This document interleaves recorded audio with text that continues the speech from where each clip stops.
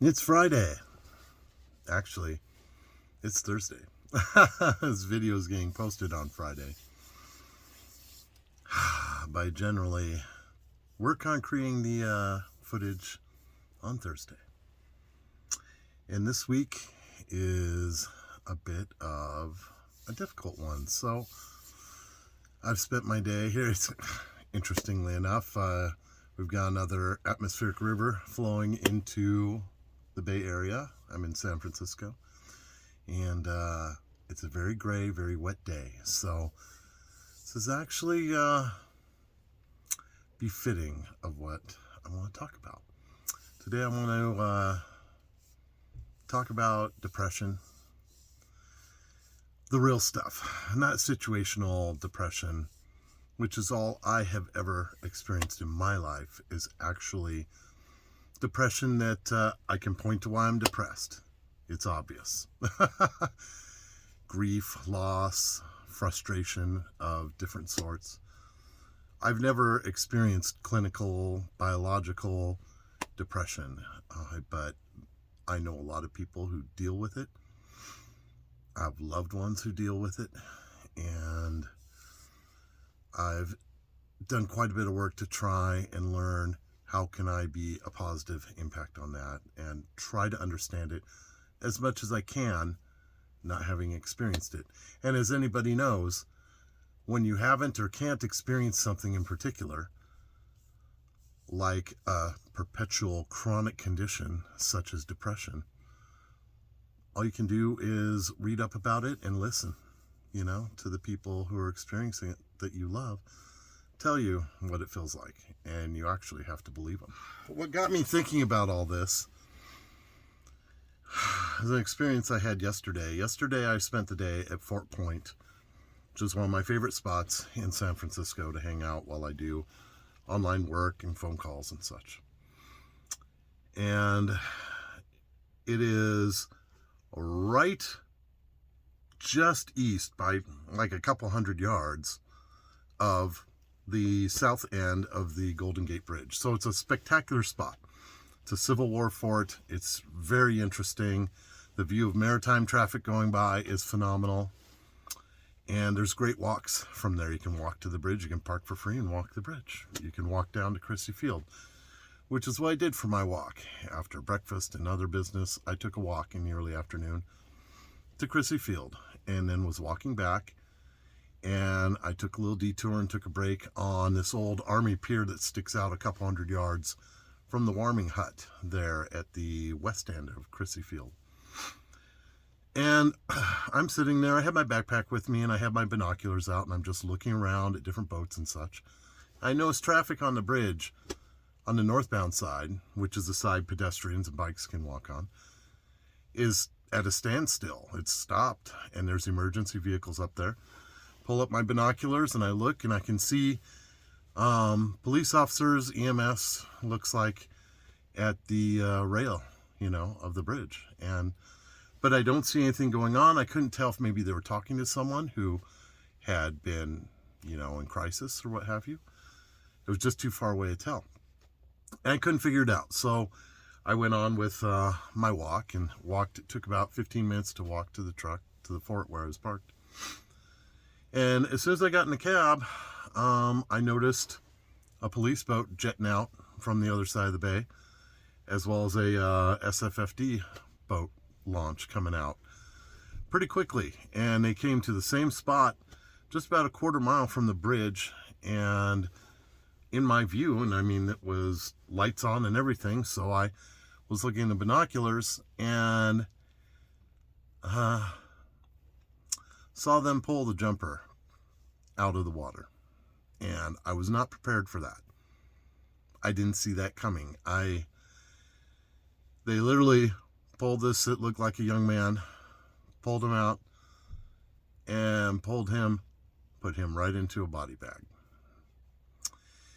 And boy, that hit me. It hit me heavily. Because number one, it wasn't what I expected.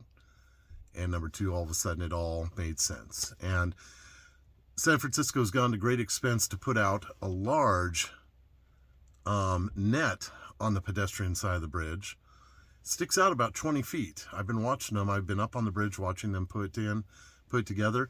It actually was in place where I saw the EMS people on the bridge from the pier I was on with the binoculars.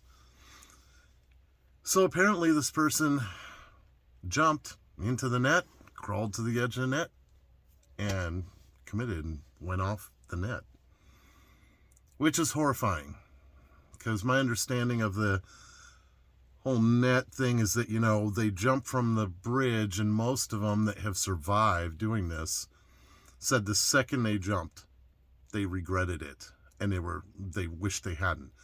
So the idea with the net being that it catches you, you have time to react to that. Well, apparently it wasn't enough for this young man.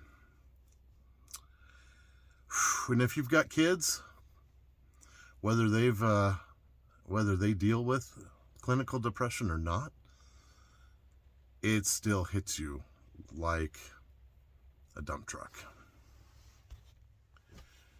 Last spring, I was actually hanging out another day at Fort Point.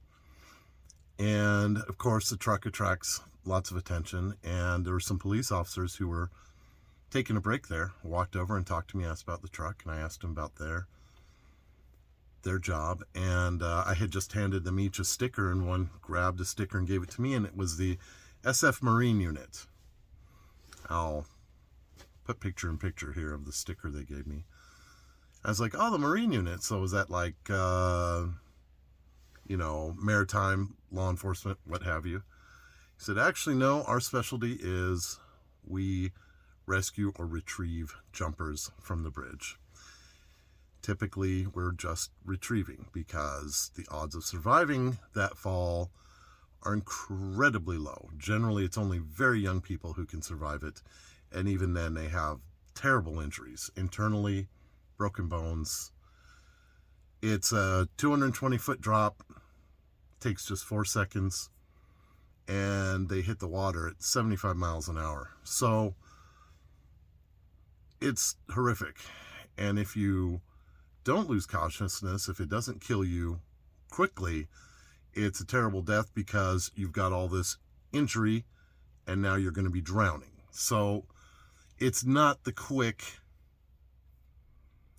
death that, a lot of people envision. But to learn from these guys about it, it all came rushing back to me yesterday when I saw them actually in action doing this, retrieving someone. And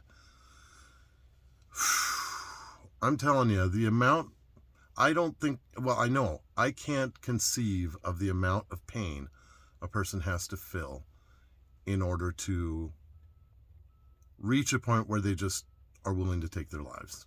They can't take the pain anymore. I don't know what that's like. I've experienced tremendous amount of grief and loss in my life. They can get me all hurting no time at all if I start focusing on it and recalling. But I've never felt suicidal. I've felt like, be fine with me if I died. I felt that kind of emotional pain and heartache where if I died, okay, fine. But I've never felt like taking my life. I've always felt like, okay, I have to work my way through this and a brighter day will come. But people who are dealing with neurological depression, which, yes, it's real, they have a baseline that is just sad, that just feels like there's no point to anything they're doing. And that's inconceivable to me because I don't have that issue. But I'm sure probably just about everybody who's watching this video knows someone or has personally dealt with, this condition. You have an understanding of it. If you've given any, heart and energy and real learning into it because of someone you love deals with this, then and you've seen it. There's nothing you can do, there's nothing you can say that's going to fix it for anybody. And the most important thing, if you're interacting with and being a part of the life of someone who is dealing with this, is to encourage them to find whatever help is going to work for them, which only they can figure out. But more than anything is that you just be there for them and be someone who will listen to them, that isn't going to be hitting them with fixes. Just you let them say how they feel. And you hear them and you acknowledge them and you be a part of their lives without trying to fix them, without telling them what they need to do, unless they ask for your opinion, But even then, it's really important that you just be there for them. And I don't know where I saw it or who brought it up. It may have been something I saw online that was phenomenal to me that I never thought about before, because I'm not a big Pooh Bear, Winnie the Pooh fan. But everybody knows the character Eeyore on Winnie the Pooh. The dark thundercloud donkey that's part of their crew, that just follows along and never has anything positive to say, is always in a dark place, yet he's part of the crew. Nobody wants to get rid of him. He's just accepted. And my God, when I saw this, that, that's who we're talking about. It's the person who can't just pull themselves out of it because it's a baseline existence for them.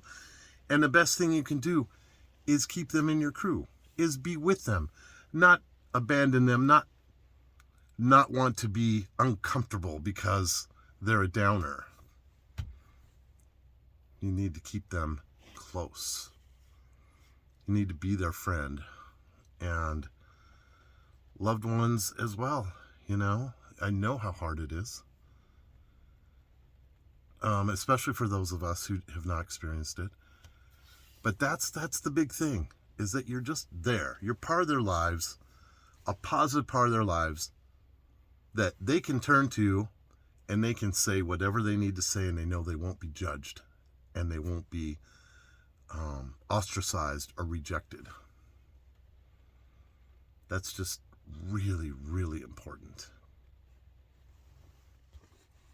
So lastly, one other point I want to make is that I've also learned over my years, and as I've done my personal work and met a lot of people who deal with depression, clinical depression, is that you can't tell.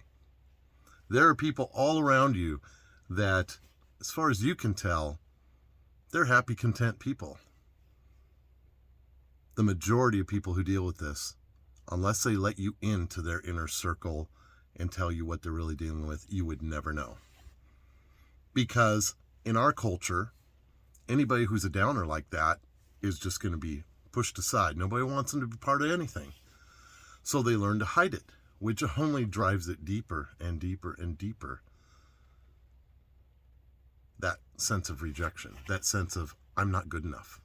And that's the last thing they need. So don't assume, like so many people do, like I used to be guilty of, that when someone you think just had the world tiger by the tail, they got everything, and all of a sudden, they're on suicide watch, or they attempted suicide, and everybody's shocked, like, how is this possible? Well, it's very possible. It's very possible that people you think have got all their shit together are actually drowning inside. And so it's really important that you have some depth to the relationship with people that you love and with your friends, and bring up some of these subjects, every now and then. It doesn't always have to be 100% go time, party time, everything's great. Talk about life shit and get it out there. They may not come across in a group situation with like, oh, hell yes, I deal with that. But then they'll know they've got an ally. They've got someone they can talk to. So it's important to bring these things up in your groups of family and friends, and make it known that you're someone that's there for them, for whoever, if they need to talk. So as a closing thing here, I want to inform you, in case you didn't know, that there's a National Suicide Lifeline. The number you call is 988. I'll put a link in the description for this video. to their website so you can learn about it and the work they do. Whenever somebody calls them, they do get a record message to begin with. It's just to help them figure out where to route the call. It's, basically where you are, so that they can connect you with a real person who's local that can get them whatever help they need. But it's completely at the caller's discretion what help they're going to receive. If they just need to talk, these people will listen. So 988 is the number, and be sure people in your life know that, because sometimes someone who is suicidal, they can't bear to admit it to people they know or love who are friends of theirs. They're so afraid of being a disappointment. It's part of what pushes them over the bridge, pushes them over the edge, is they just can't take it anymore.